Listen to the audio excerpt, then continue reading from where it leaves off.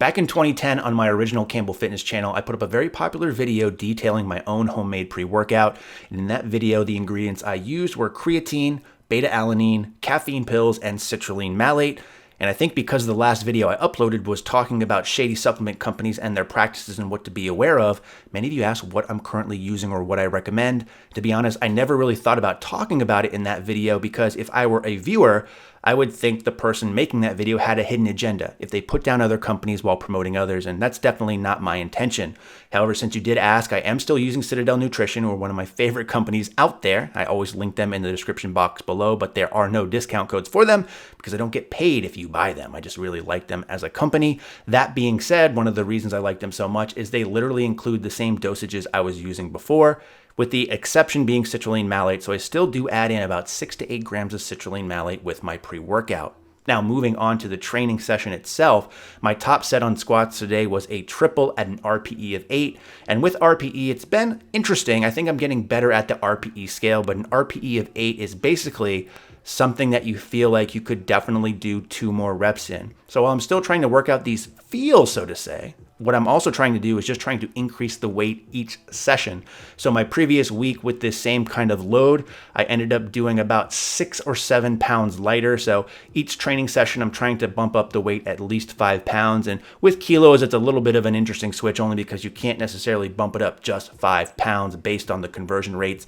But looking at this moved really, really easy. It felt pretty good during the training session, but I might actually rank that more at an RPE of 7.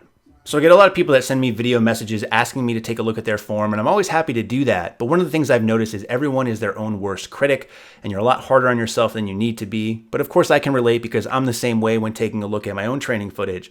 But for instance, last squatting video I put up from this angle, many people pointed out the fact my heels were coming off the floor. And yes, they are, and they still are in fact. But to be honest, one of the things that's really helped my squat progress and any lift progress is stop worrying about the finer details and tinkering with it when I'm actually doing my training sets. But I will still try to focus on it as part of my warm-up mobility work or even on the off days where I feel like being active. And if all else fails, I'll just start filming from this kind of angle where you can't see if my heels are coming off the floor. You can't tell if my knees are caving in, and you can't even tell if I'm hitting depth. You know, if I were out of focus in this shot, then I would feel like I'm being a real fitness YouTuber at this point. But that being said, what you're watching are some of my back off sets of 195 kilos, which is roughly about 430 pounds, which I did for a 3x3. Again, after that top set of 215 kilograms, which I believe translates out to about 475 pounds. And as stupid and as useless as this angle is, I think the only thing we can get away from it, at least I can taking a look at it, is how important bracing and breathing is to me. In fact, you can see right here, anytime I unrack the bar, anytime I set up for my first rep, you can tell I spent a lot of time bracing and breathing, getting that belly full of air, even in between reps itself. And again, it looks dumb, but ever since I attended a JTS seminar several years ago with Chad Wesley Smith and Brandon Lilly, that was probably my biggest takeaway. And again, since I've started to do that in my own training, I found my squats have been extremely better, not to mention my lower back just feels better overall as I feel more stable. From there, moved on to flat bench, 3 sets of 1 at an RPE of 8 with 130 kilograms or 287 pounds. This is also something that I'm doing 4 times per week, benching that is. Last training cycle, bench did not go very well for me. I hardly made any progress, so we decided to actually up the frequency. But with that, we did have to control the volume just a little bit. And surprisingly enough, it has been feeling pretty good these days. So I'm excited to see what this training cycle has in store. Again, not used to doing this every single training session, but it's something that I am adapting to. So I mentioned that I was doing squat movements 4 times per week. That's over the course of 3 days. So on this particular day, I do have pause squats after that set of bench.